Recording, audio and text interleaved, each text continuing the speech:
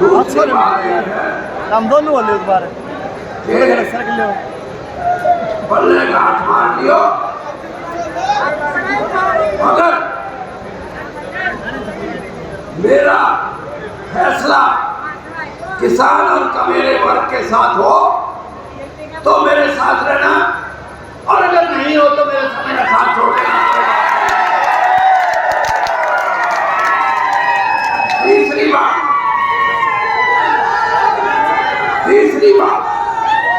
एक मिनट सुन लो, काम की बात तो इनमें शुरू हुई। तीसरी बात कि भारतीय जनता पार्टी को इस बात की गलतफहमी हो कि ये जेजेपी पार्टी तुम्हारे को वोट दिलवा देगी, इन्हें अपनी नहीं मिलने तो हमने की जोड़ोगी।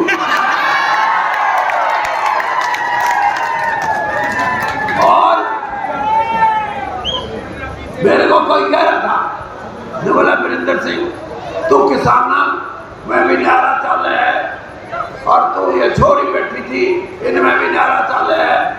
मैं बोले रे तू बौड़ा है, मन कम से कम काम में बढ़ के लोगों ने यूं तो कह दूंगा भाई मैं तो तारी साथ था, ये तो छोटी बात है क्या?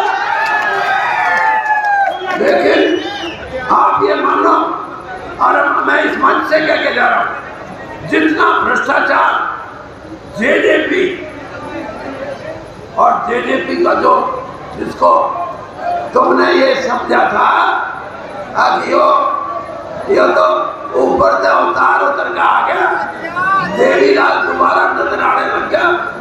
मैं आपको एक बात कहूं कि जितना धोखा लोगों को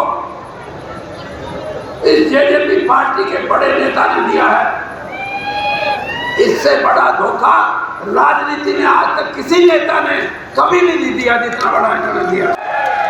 मेरे पास लोग आते हैं, ये कहते हैं, कोई कहता है कि सीधे चले जाओ तो 8%, और कल बीच में को किसी को लेकर जाओगे तो 10%। अरे जब भ्रष्टाचार की ये हद हो, मैं आज आपके बीच में ये कह के जा रहा हूं, अगर भारतीय जनता पार्टी हरियाणा के अंदर सही रूप से चुनाव लड़ना चाहती है तो इनको बाहर का रास्ता दिखाओ, तब तो लोग बात सुनने लग जाएंगे।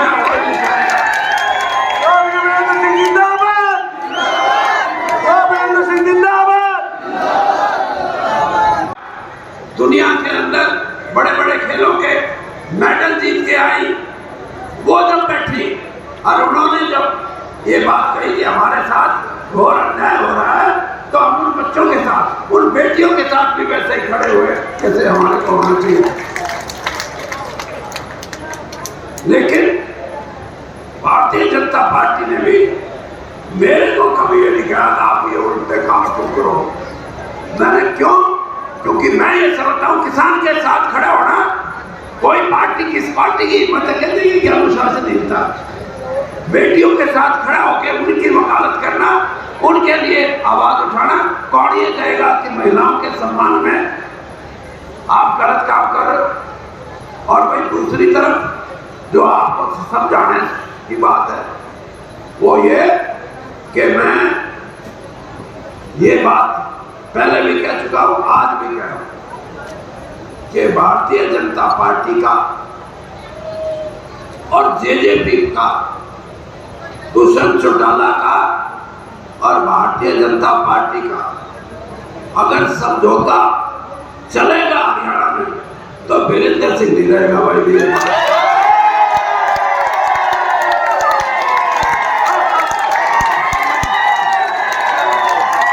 एक बात का तो मैं आपको यकीन दिलाता हूं कि जो तुम चाहते हो वही मैं करूंगा, तुम्हारे से आगे नहीं करूंगा।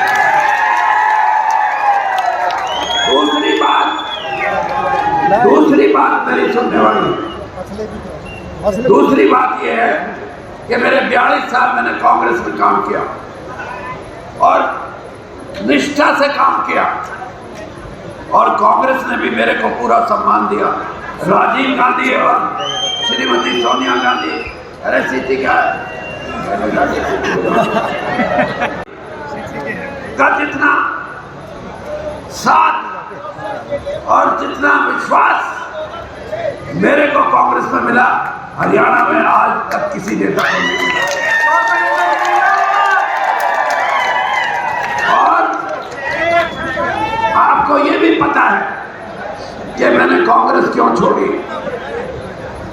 अभी जगमीत भाई ने बताया, आपको ये भी पता है कि मेरे को चिट्ठी आए कि आपको मंत्रिमंडल में लिया जा रहा है।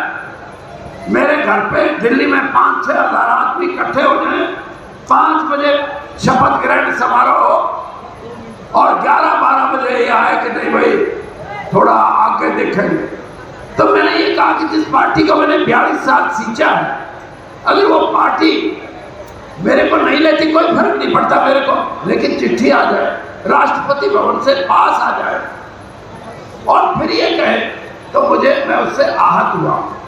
और ये बात मैंने प्रधानमंत्री जी, जब नरेंद्र मोदी जी की कैबिनेट में मैं गया तो मैंने ये बात कही कि प्रधानमंत्री जी, मेरा कारण ये था कि मेरे को दुख आया इस बात का कि मेरी पार्टी ने मेरा पूरा सम्मान नहीं किया। फिर भी मैं 1 साल तक पार्टी नहीं छोड़ी, लेकिन मुझे ये लगता है, और मैं मिलके आया हूँ श्रीमती सोनिया गांधी से कि आप, और मैं ये भी कहा,